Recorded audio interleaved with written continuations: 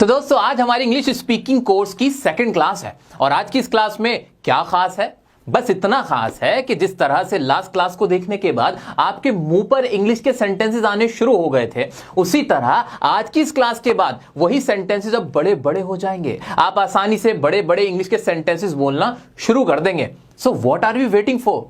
Are you ready to speak? Let's get started. दोस्तों आपके दिल का तो नहीं पता, आपके दिमाग में मैं जरूर हूं। क्यों? क्योंकि आप मेरा ये फ्री स्पोकन इंग्लिश कोर्स कर रहे हो, ठीक है? तो आपके दिमाग में मैं यहां पर आया हुआ हूं।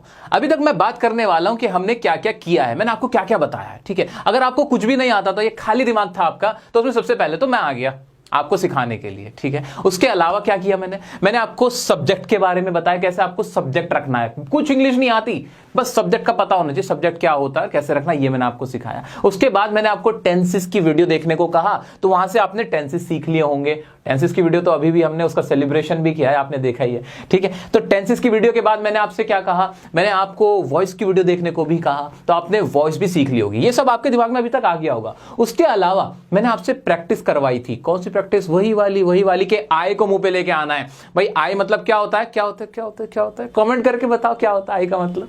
मैंने आपको बताया था किस तरह से आपको आई वी यू दे के मतलब हिंदी में नहीं याद रखने हैं, तो वो सारी बातें आपको पता चली। किस तरह से आपको छोटे छोटे सब्जेक्ट मुंह पे लाने हैं, सेंटेंसेस बनाने हैं टेंस का इस्तेमाल करते हुए। आई अंडरस्टैंड, आई थिंक, आई गो, इस तरह से प्रैक्टिस करवाई थी। तो वो प्रैक्टिस आपके दिमाग में होगी। आपको वर्क की फॉर्म्स मैंने आपको पीडीएफ में दे दी थी, यहां पे प्रैक्टिस भी करवाई थी, वो प्रैक्टिस आपके दिमाग में होगी। तो अभी तक तो ये सब है आपके माइंड में, है ना? और कुछ भी नहीं है ना? अब इसके बाद हमारा नेक्स्ट स्टेप क्या है उसकी बात करते हैं। दोस्तों आइए देख लेते हैं कि आपने कितनी प्रैक्टिस की है और आपको कितना समझ में आया है। अभी आपके पीछे किसी का फोटो आ रहा है, कौन है ये? शाहरुख खान नहीं है, ये एक ही है। अगर मुझे इनके ऊपर इंग्लिश में कुछ बोलना होगा तो मेरे दिमाग में सबसे पहले जो वर्ड आना चाहिए वो आना चाहिए ही, क्योंकि सब्जेक्ट में सबसे पहले लेके आऊंगा। अब ही करता क्या है, क्या इसमें टेंसेस यूज होगा? भाई मैंने आपको पहले ही बताया था, प्रेजेंट इंडेफिनिट, प्रेजेंट कंटिन्यूअस और पास्ट इंडेफिनिट सबसे ज्यादा इस्तेमाल होते हैं। तो आप किसी के बारे में बताना होता है कि भाई वो क्या करता है, कैसा है, उसकी आदतें, तो ऑब्वियसली प्रेजेंट इंडेफिनिट टेंस यहां पे इस्तेमाल होगा। तो अब मैंने ही को पकड़ा और वर्ब लगानी धड़ धड़ धड़ धड़ धड़ शुरू कर दी। He acts. अब आगे का मैं नहीं कुछ कह रहा अभी, लेकिन इतना तो बना ही सकते हो ना, इतना तो आप भी बना पा रहे हो ना। ज्यादा उम्मीदें नहीं मुझे आपसे, इतना तो कर पा रहे हो। ही एक्ट्स, भाई एक्टिंग करता है। या फिर ही डांसेस, भाई डांस करता है। ही सिंग्स, भाई गाना भी गाता है, आजकल जरा गाना भी गा रही है। इस तरह से ही लाइक्स, ये पसंद करता है, जो ये है ना, ये ही लाइक्स। अब ही लाइक्स मी हो सकता है, क्या पता टीचर सर को देखते हो, क्या पता, हु नोस, पूछना पड़ेगा, ठीक है? तो इस तरह से आपने देखा कि ही दिमाग में आया और सेंटेंस बनने शुरू हो गए। ये हो जाता ना, ब्लैंक हो जाता, क्या बोलूं, वो चीज खत्म हो गई। इसी तरह से अब ये कौन है? MS धोनी। अब MS धोनी सबसे पहले क्या ही दिमाग में आना चाहिए, ही है ना एक। अब ही क्या करता है? He plays. अब क्या प्लेस करता है? भाई क्रिकेट करता है, तो ही प्लेस क्रिकेट। कितनी आसानी से बन गया, सोचना ही नहीं पड़ा। इसी तरह से और क्या करता है भाई? ही लव्स हिज नेशन, वो अपने नेशन से प्यार करता है। He acts in movies. अब भाई अगर कोई फिल्म में काम कर रहे होगा तो ऐसे बोल देंगे, तो वो तो डिपेंड करता है आप क्या बोलना चाहते हो, सब्जेक्ट ही आना जरूरी है। इसी तरह से अब ये किसका फोटो आ रहा है? अरे नहीं, सर मत करो। मैं जब इस फोटो को देखूंगा तो इस फोटो को देखने के बाद मेरे माइंड में जो सब्जेक्ट बनेगा ना, वो आएगा आई। मेरे दिमाग में आई सब्जेक्ट आ जाएगा। और आपके माइंड में क्या आना चाहिए?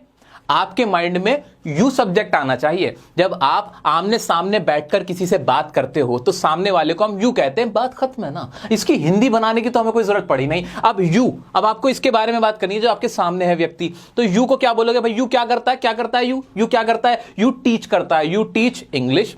और क्या करता है? वर्क हार्ड करता है, यू वर्क हार्ड। और क्या करता है? स्पीक करता है, यू स्पीक। अब इस तरह से आप कुछ भी बनाना चाहते हो यू के बारे में, यू उठा लो। और जो उसकी आदतें बतानी तो भाई प्रेजेंट इंडेफिनिट में भैया ये करता है, यू टीच करता है, स्पीक करता है, डांस करता है, रन करता है, वर्क करता है, ये हो गया। अगर करते हुए देख रहे हो यू को कोई काम, तो बना दो you are working, you are teaching, you are going, you are learning. इस तरह से बना दिया। अगर काम पूरा हो चुका, पूरा कर दिया यू ने सामने वाले ने कर दिया, यू हैव टॉट। अब भैया आपने सिखा दिया है हमें। यू हैव गॉन, आप जा चुके हो। यू हैव डन, आप कर चुके हो। इस तरह से तरीके होते हैं बोलने के। मैं समझ पा रहा हूं, इतना तो मुझे लग रहा है कि अब आप ये चीज तो समझ पा रहे हो कि हाँ, रटने की कोई जरूरत नहीं है। सब्जेक्ट लाना है, दिमाग में सब्जेक्ट आ जाता है तो हम आगे का बना लेते हैं। ये बात थी पिछली क्लास की कि कितनी हमने प्रैक्टिस करी। उम्मीद करता हूं आपको और अच्छे से प्रैक्टिस होगी और आप और प्रैक्टिस करते जाओगे इसी तरह से, इसी सोच के साथ। अब बहुत सारे बच्चों को ना सेल्फ डाउट आ रहा होगा। कौन सा सेल्फ डाउट? मैंने आपको एक एक्टिविटी करने को दी थी, इनफैक्ट 2 एक्टिविटी करने को दी थी, जिसमें मैंने आपसे कहा था कि आपको इस तरह से सेंटेंस बोलना है कि भाई